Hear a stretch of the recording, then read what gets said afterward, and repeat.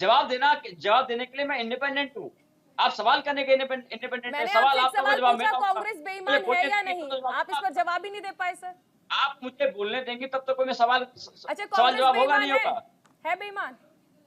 अरे वो तो भारतीय जनता पार्टी तय कर ले, जो ईडी छोड़ी हुई नहीं, है, आपके सब नेता नेताओं को जेल बोलते में हैं, डाल रहे आपके हैं, नेता सारी बोलते हैं, पार्टियों आपसे का सवाल, फ्रीज कर रहे हैं। आपके नेता अरे मेरे बोलते हैं तो बोलने से आपसे क्या ही होगा? जवाब मतलब लेंगे भारतीय ना। जनता पार्टी ने सारी जांच करा ली ना, भगवंत मान जी सारी कहते ईडी हैं कि सीटें नहीं छोड़ कहते दी, हैं? भगवंत मान जी सारी कहते हैं कि सीटें नहीं ईडी कहते हैं छोड़ कि दी। कांग्रेस आज तक बेईमान है? तुमको आम आदमी पार्टी को कुछ मिला नहीं। भगवंत मान हमारे जी सारे कहते नेताओं हैं पे कि नहीं केस करा कहते लिए हैं? भारतीय जनता पार्टी ने।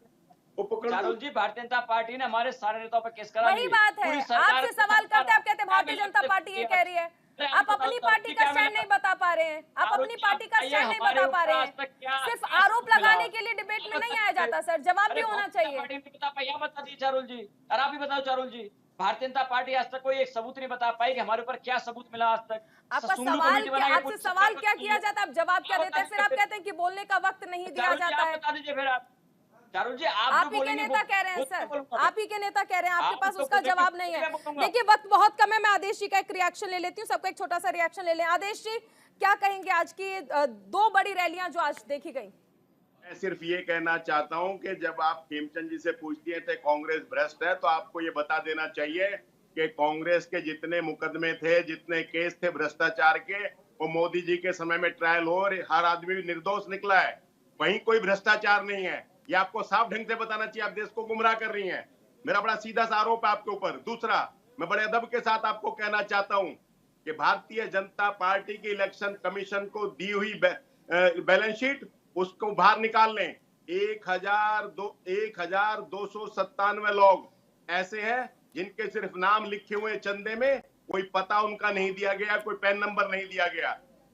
42 लोग ऐसे हैं जिनसे 3 करोड़ रुपए के लगभग चंदा लिया गया और एक भी व्यक्ति का ना नाम है और ना ही किसी व्यक्ति का कोई पता है। सिर्फ 42 एंट्री ऐसी हैं जिसमें 3 करोड़ से ज्यादा का चंदा है, कोई नाम भी नहीं दर्शाया गया। आदेश जी, क्योंकि वक्त की कमी है, मेरे पास वक्त की कमी है मेरे पास, लेकिन मुझे अच्छा लगा कि आपने मुझ पर आरोप लगाए, क्योंकि मैंने सीधे आरोप तौर नहीं पर लगा रहे, हम आपने अभी आपने कहा कि ये मेरा आरोप है आपके ऊपर, और मैं आपको, मैं यकीन मानिए मैं इस आरोप से खुश हूं कि ये स्वाभिमान आपका जो जागा है, ये स्वाभिमान उस वक्त भी जागना चाहिए जब आपको धोखेबाज कहा जाता है, आपको भ्रष्टाचारी कहा जाता है, और उन्हीं के साथ आप मंच साझा करते हैं, उन्हीं के साथ आप मंच साझा करते हैं। यही स्वाभिमान आपका उन पार्टियों के साथ मंच साझा करने के वक्त जागना चाहिए। मुझ पर आरोप लगाने से आपका स्वाभिमान जिस तरह जागा है वो आगे भी होना चाहिए। वक्त कम है सर, वक्त कम है, और उनका रिएक्शंस भी लेना है। अशोक यादव जी, छोटा सा रिएक्शन सर।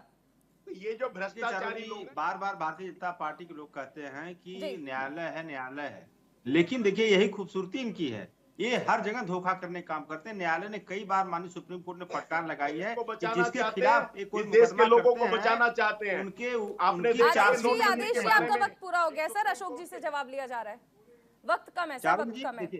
अशोक जी, मैं यही कह रहा था कि इनकी जो है, जो कोर्ट में किसी खिलाफ अगर मुकदमा करवाते हैं भारतीय जनता पार्टी के लोग, तो सप्लीमेंट्री चार्जशीट देते हैं। माने 1.5 साल 2 साल तक चार्जशीट नहीं देंगे फाइनल, सप्लीमेंट्री चार्जशीट, मतलब प्रोसीडिंग इज पनिशमेंट। इतना प्रोसीडिंग लंबी खींच दो कि 2 साल 3 साल तक बड़ा बड़ा नेता जेल के अंदर सड़े। आपने देखा होगा एक साईं बाबा, प्रोफेसर साईं बाबा का केस अभी हाल ही में उनको मतलब एक्विट किया कोर्ट ने, और वो कहा है कि इनको झूठा फंसाया गया था, और 2 साल विकलांग व्यक्ति, विकलांग प्रोफेसर 2 साल जेल के सलाखों के पीछे रहे, और कितनी बुरी स्थिति थी उनकी। तो इनका देखिए, ये इनका टॉर्चर करने का तरीका भाजपा, ये इस तरह की नीति थी इनकी जो है। निरंजन जी, कोरोना के अंदर किस तरह से लोगों की मृत्यु हुई, किस तरह से रेमडेसिविर। सर प्लीज, आपको टाइम दिया गया सर।